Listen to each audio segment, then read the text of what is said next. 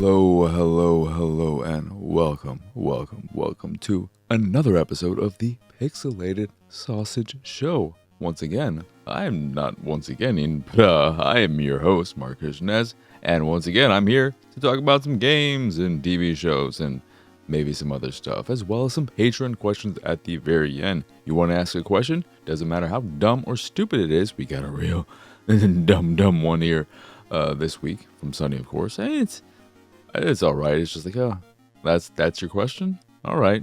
Very sunny of you. Very sunny of you. But if you'd like to ask me any kind of question, join the Patreon. Patreon.com/PXS. Do it. For just $1 a month, you can ask me whatever you want 2 times a week, and I'll answer it, baby. On this thing. In video form. Permanent. On YouTube. No takebacks. But I'm here to talk about a handful of games, some more Star Trek, and that's pretty much it for this here episode. Hopefully, this one doesn't run too long like last episode. I want to get these about a half hour-ish, maybe even less. Let us start with Star Trek, the original series. So, last episode I was still pretty high on the show because I just wrapped up the second season and had yet to start season 3. And man, oh man, season 3 is not as bad as everyone says it is. It's worse. There is not a single good episode. Anyone who says otherwise is full of shit. I don't know what they're talking about. I can't believe how bad it is, how bad the acting is.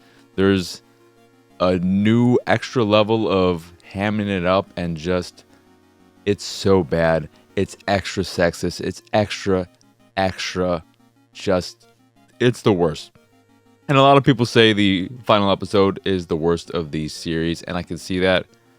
It's really bad in that it's basically just about this bitter ex of Kirk taking over his body and wanting to take control of the Enterprise and all that because she believes it is better to be dead than to live a life in the body of a woman. So it's really bad, really bad, but it's still more watchable than And the Children Will Lead, or whatever it's called, which I think is the 3rd episode of season 3, which is just about these kids who can control the minds of others by jerking off the air, and they just keep doing this. There's so many cuts to kids doing this, and it's just like, why? What is this? I hated it. I hated that episode so much. I almost decided to not continue watching season 3 because of that episode. But I powered through it. I watched all of them, hated all of them. Some had good, dumb, fun moments.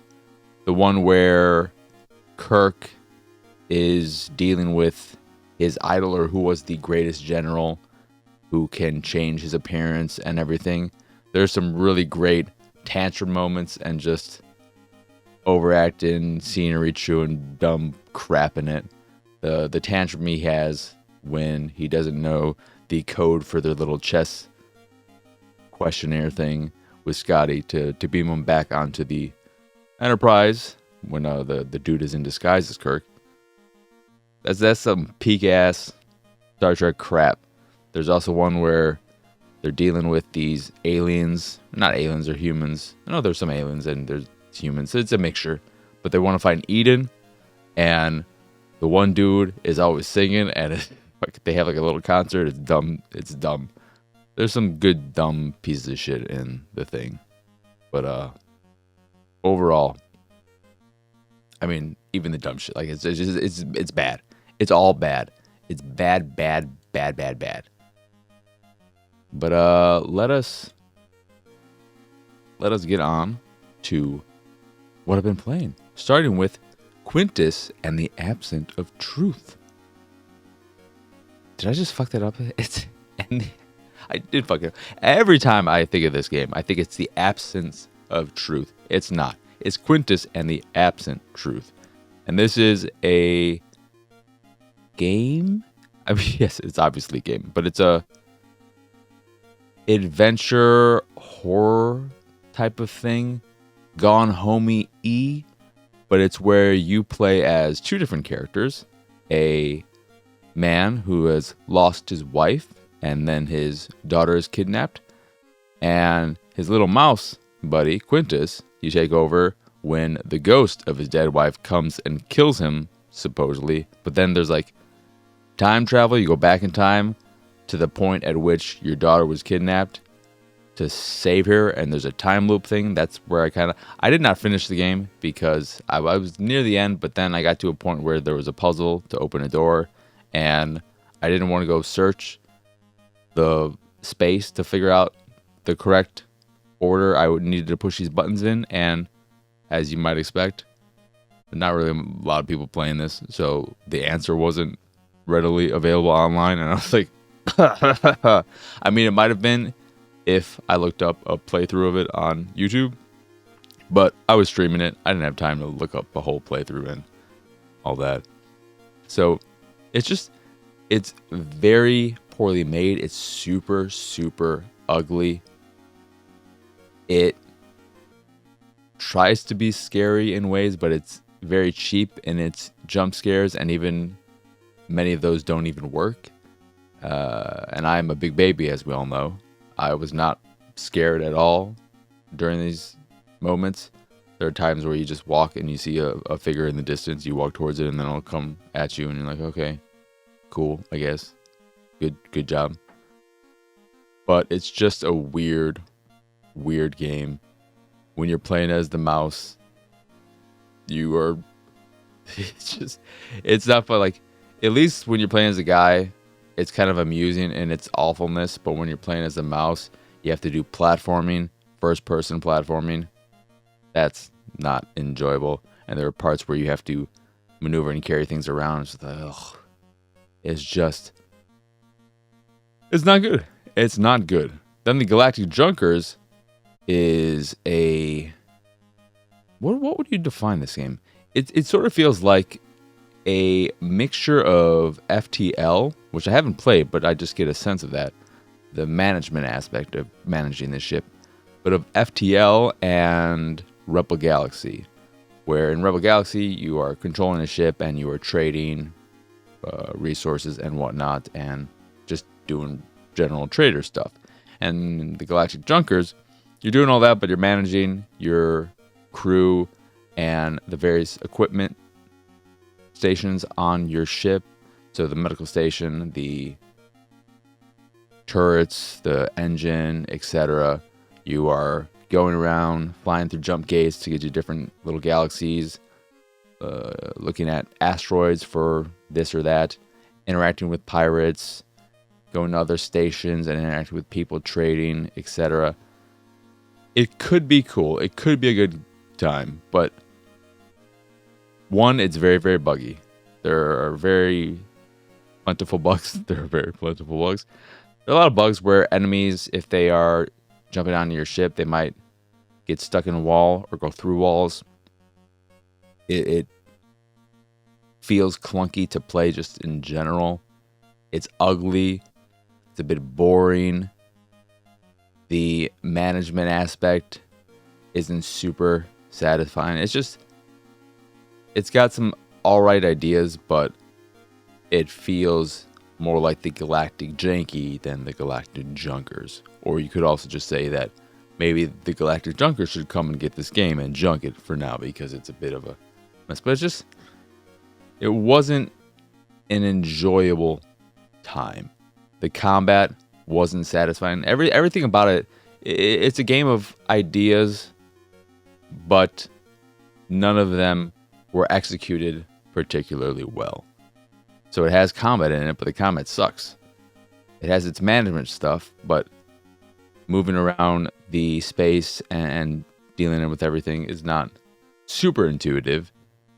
And then the act of avoiding this or that, if you are being chased by one of the government ships, it just becomes a little cumbersome, controlling everything, with the gamepad at least, and it doesn't tell you how everything works. There are parts in the tutorial where it tells you to do something, but then it doesn't tell you how to do it. Never enjoy that in a tutorial. But it's just too buggy and janky to really recommend. And I would, if you're interested, more so than, I mean, try FTL probably, but also Rebel Galaxy. I think there was a sequel to that. Maybe it's called Rebel Galaxy Outlaws.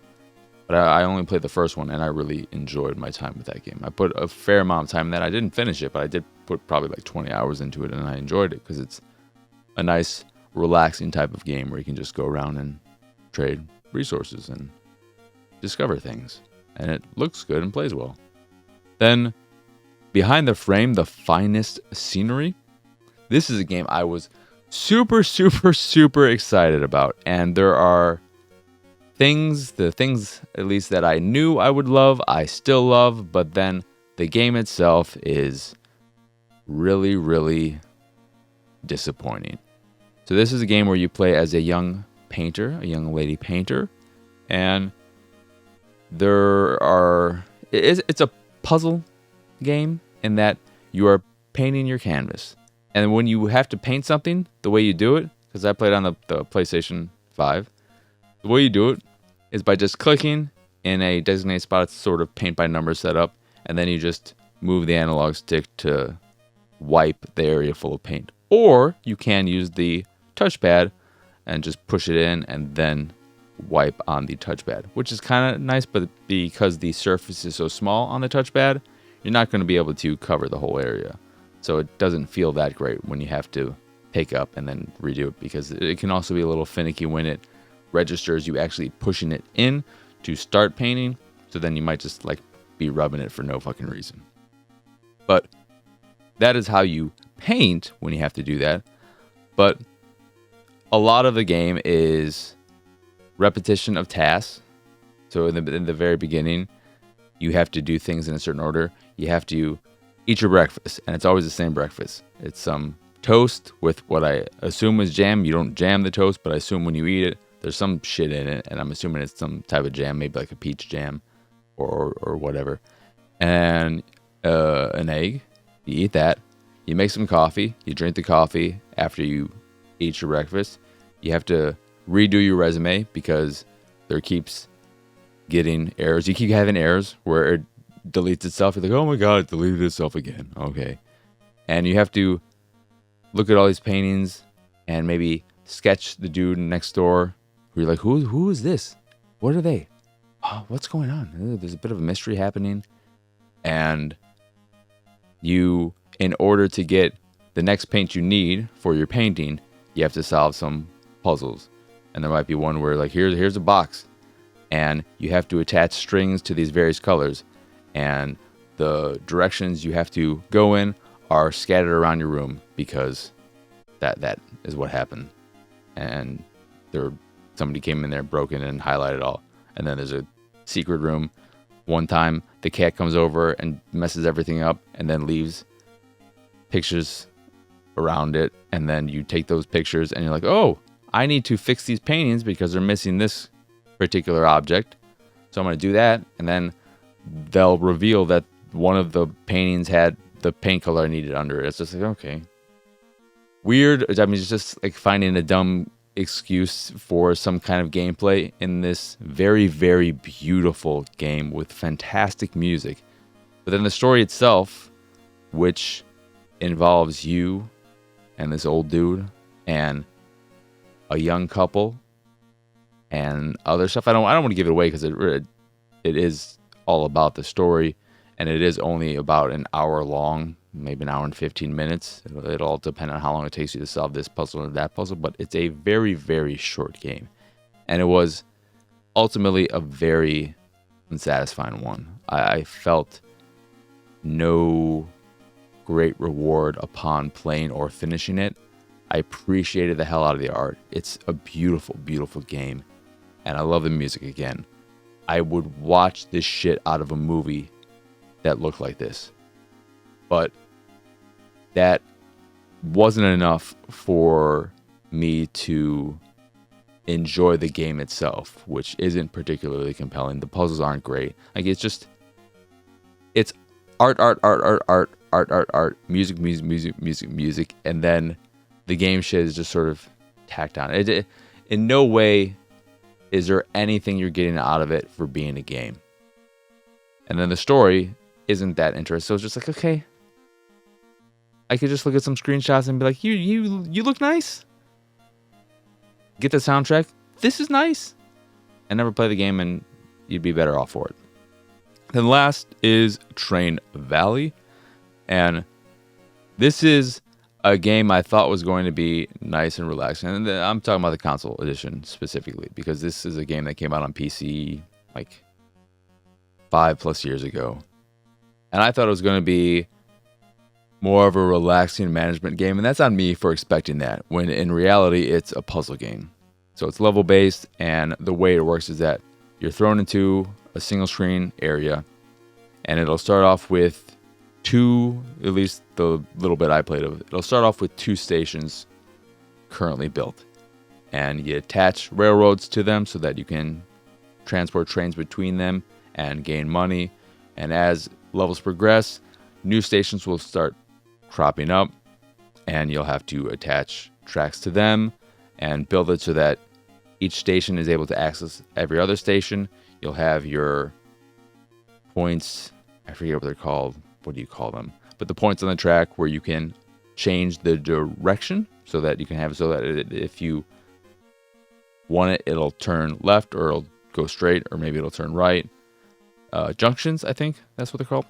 So you have your junctions that you adjust, and you basically are just creating this little layout and sending trains as they come into the stations, and making sure to send them in such a way so that either because of the path they're taking or the time between sending them out, they don't crash into each other, and making sure that you don't accidentally send them to the wrong station, because then that'll be bad as well. And that's all there is to it. The problem is I wasn't having fun with it. It's not that great controlling it with a gamepad. Again, these types of games usually are better with a mouse and keyboard. But one of the biggest problems is that the way it works is that movement in the space is all grid based, except you can't just freely move across the entire screen as if it was an entire grid. You are able to interact only with things that are already on the play field. So at the start, you can move the cursor between the 2 different stations, and then you can drag tracks between them to create them. But like, you can't just pick a random spot and create something from there. You might be able to just destroy things freely. I'm not sure about that. But that feels a little weird. And a big part of the problem, though, is that all of this is done with your on-screen cursor, little mousey clicky click, and it's so fucking tiny that it's easy, especially when levels are further along and more complicated and there's a lot going on. It is super hard and super easy. That's a contradiction. It's super easy to lose track of where the mouse is. And that can be very, very frustrating. Especially when even at 1x speed, it can be a little... It's not so much hectic, it just feels like... I wish it was a bit more relaxed. But it's not. And it's an okay puzzler, I guess. But on controller, it does not feel great. I think if I was playing this, especially, I mean, it doesn't look that great either because it's an old ass game and they clearly haven't done anything to change that. There's already been at least a Train Valley 2. Maybe there's been a Train Valley 3 as well. But it, in coming to consoles so late, I guess it's nice that it's there as an option. Like, I'm always for games being available in as many places as possible, on as many platforms as possible, even if in a case like this, it's a game that has been out on one platform for years and years and years, and is now just finally making its way to other ones, and maybe it's not the best. Like, I'm happy that it exists. But if you were actually interested, I'd say just play it on PC. It's probably cheaper on PC. Probably goes on sale for like $1 during the Steam sales on PC. There's probably a bundle with the second one. The second one's probably better as well. So, unless you are a console-only person and you really like puzzle games like this, I'd say pass on Train Valley. So yeah, not really anything too great this week. So let us move on to Patreon questions. Sound good? I don't care if it sounds good, because that's what we're doing. Get out of here, Discord.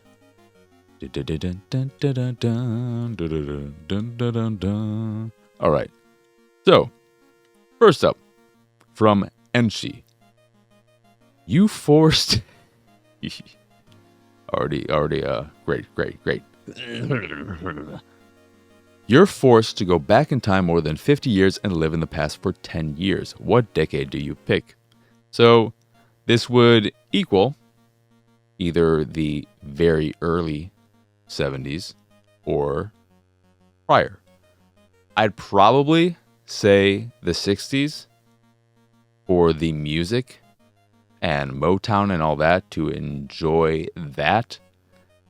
But there's also a part of me that says I just want to go way in the past, where I don't have to. The thing about going 50 years plus in the past is that I'm going to be so uncomfortable being around all these people who are prejudiced and have not learned anything, and there's no way I'll be able to bring about change, any significant change there, unless I'm going to try and do that and be like, hey, I know we can get there. I'm going to try and push this faster. So that's going to be just a sore spot regardless of where I'm going, unless I go so far in the past where it's just like, maybe I go millions of years back to the dinosaur time and I just get eaten. I don't know. But I'll just say the 60s because I love a lot of the music from the 60s. And that's what I'm going to go off of. It's just the music, because I can't think of any other reason.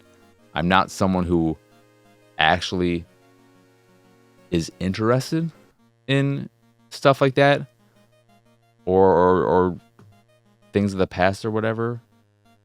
Really, when people have those questions of, if you could have dinner with anyone, who would it be? And people think of celebrities from the past, or they think, oh, I'd love to have dinner with Abraham Lincoln. I'd love to have dinner with Martin Luther King, Jesus Christ. My answer to that is always, you know who I'd love to have dinner with? My dad. That's it. Because you know what? I love my dad. And getting to spend some time with him. That's, you know, I don't need to spend that. Why do I fucking want to have dinner with someone I don't know? Sure, I might get to learn some things, but I'd rather just spend time with someone I love. And I love my dad. So I'll have dinner with him. But then we have from Jedi, who is the returning champ, the returning king, the returning top dog, the Jedi master of asking creative questions or interesting questions. Fuck, marry, kill. Elon Musk, Jeffrey Bezos, or Ninja. And Ninja. All three of them. What am I going to do? Easy kill. Musk is the easy kill, because fuck Musk, he's a piece of shit. I mean, these are all not great people. And when I looked at it, I'm like, you're an asshole, Jedi. But Musk is the easy kill because I don't think there's any redeeming quality to him in any way. So just like, fuck off. Easy fucking kill. Then it was a little hard thinking about the other two.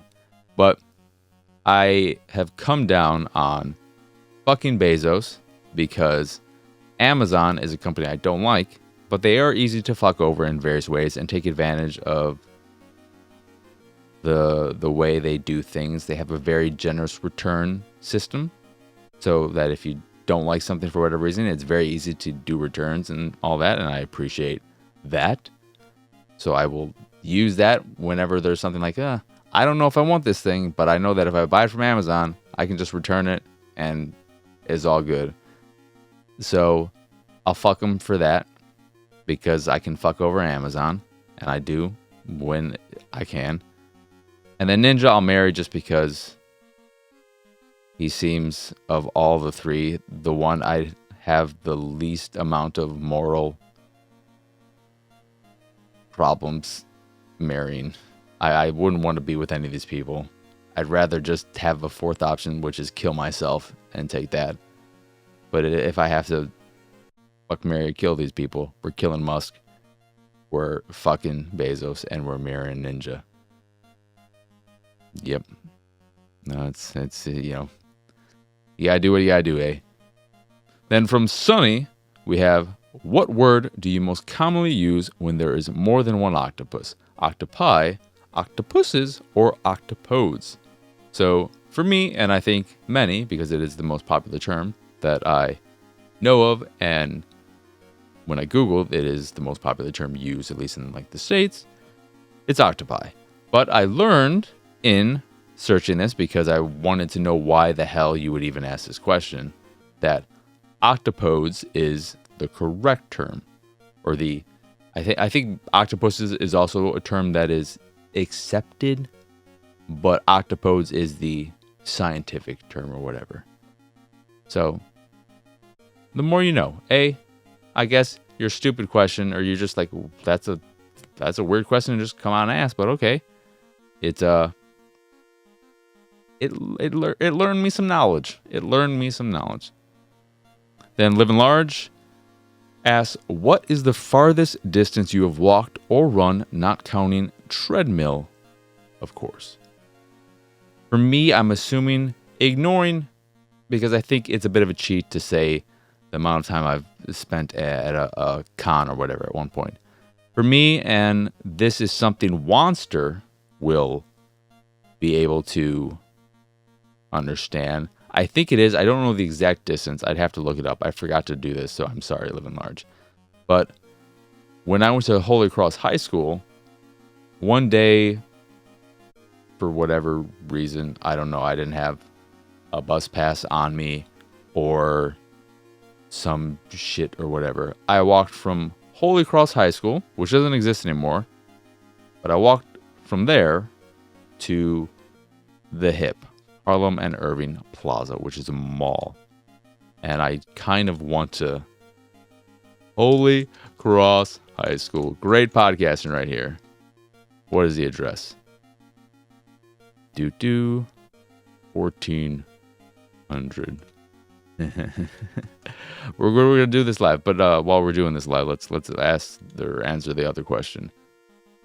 Then from Lunchbox 700, while I'm doing this bit of Googling. You ride public transit, so what is the weirdest thing you've ever seen? And I've seen a lot of weird things, that is for sure. But I don't know. I can't think of anything off the top of my head that is especially uniquely weird. But I have seen many people, or many of I don't know if they're homeless, but I have seen many men, dirty looking men, masturbating on public transport. And that is not fun to see. Especially because they're usually staring at some woman and doing it, and they're not being subtle about their actions. And whenever that's the case, when I would see that happen, I would, if I'm standing specifically, if I'm sitting, then I'm not going to like get up and do this just because like it is what it is. But if there are, because I usually pretty much always sat,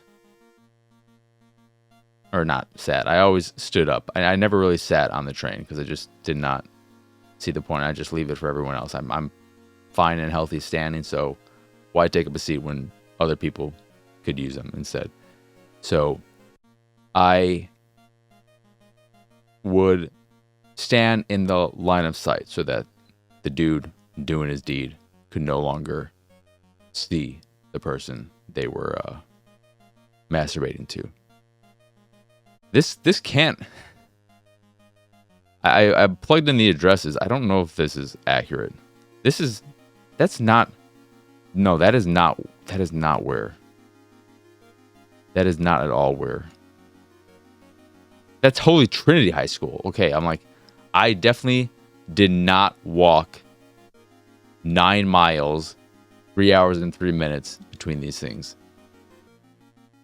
That's definitely Holy Cross High School, not Holy Trinity High School. Because it's debunked. It doesn't exist anymore, so that's why.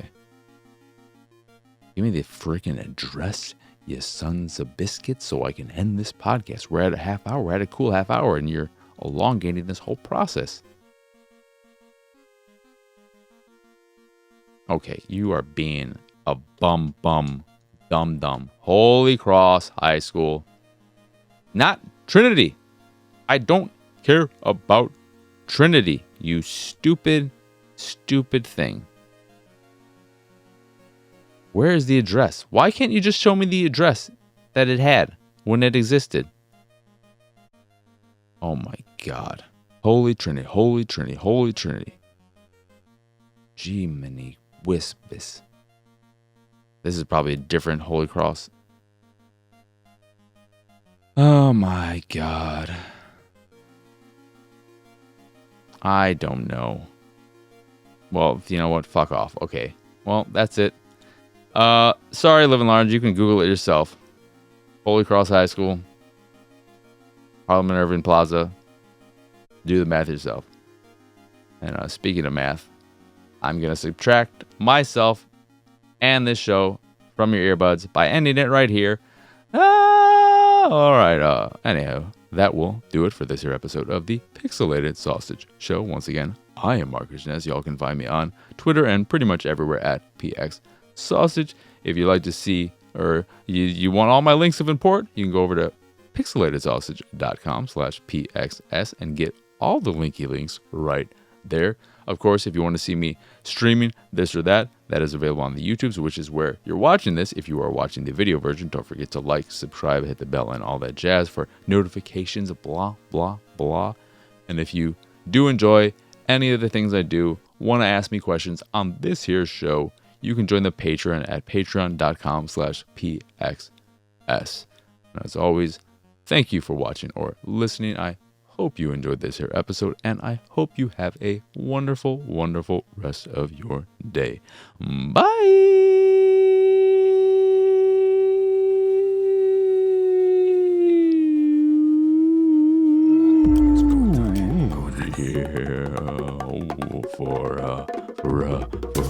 For a monster. It's go time. Go time.